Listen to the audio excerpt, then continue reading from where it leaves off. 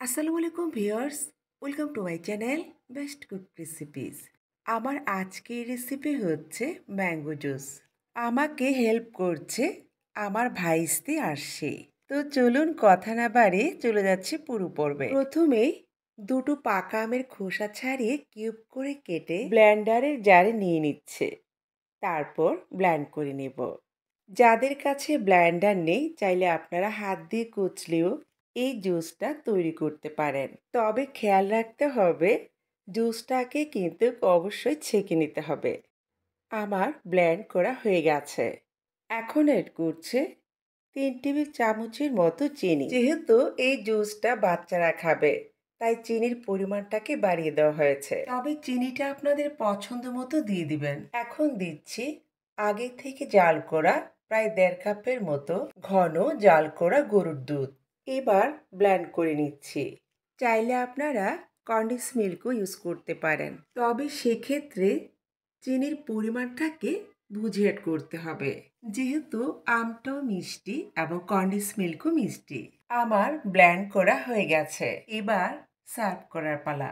অল্প পরিমাণে আমের পিউরি রাখা হয়েছিল ডেকোরেশন করার জন্য। এখন গ্লাসের চারদিকে পছন্দ মতো আমের পিউরি দিয়ে দিচ্ছে। ডেকোরেশনের জন্য চাইলে আপনারা রুয়াবজা কিংবা চকলেট সিরাপও ইউজ করতে পারেন। এটা সম্পূর্ণ আপনাদের ইচ্ছে। আমরা খুব সিম্পলভাবে আজকের জুসটা তৈরি করে নিচ্ছি। এবার জুসটাকে ঢেলে নিচ্ছে। আপনারা এখানে বরফের টুকরো দিয়ে তারপর জুসটাকে ঢেলে নেবেন। আমি প্রথমেই বলেছি জুসটা বাচ্চারা খাবে, তাই এখানে বরফের কোনো টুকরোই ব্যবহার করছি না। বাস, জুসটা ঢালা হয়ে গেছে। উপরে কিছুটা কিউব করে কাটা আম দেওয়া হচ্ছে।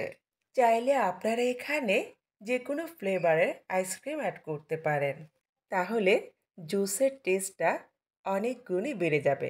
আমার রেসিপিটি যারা ইউটিউব থেকে দেখছেন প্লিজ লাইক, কমেন্ট, শেয়ার এবং সাবস্ক্রাইব করার অনুরোধ রইল। আর যারা পেজ থেকে দেখে থাকেন তাদেরকে অনুরোধ করব প্লিজ আমার পেজটিকে ফলো দিবেন, লাইক দিবেন, কমেন্ট করে জানাবেন কেমন হয়েছে এবং একটু বেশি করে শেয়ার করে দিবেন। এবার স্ট্র বসিয়ে দেওয়া হচ্ছে। বাস, একেবারে সহজে তৈরি করে দেখালাম খুবই মজাদার ম্যাঙ্গো জুস।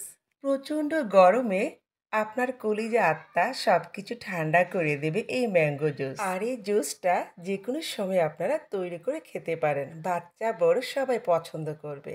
যেহেতু আমের সিজন, চট জলদি তৈরি করে নিন এই মজাদার জুস। কথা আর বাড়াবো না, আল্লাহ হাফেজ।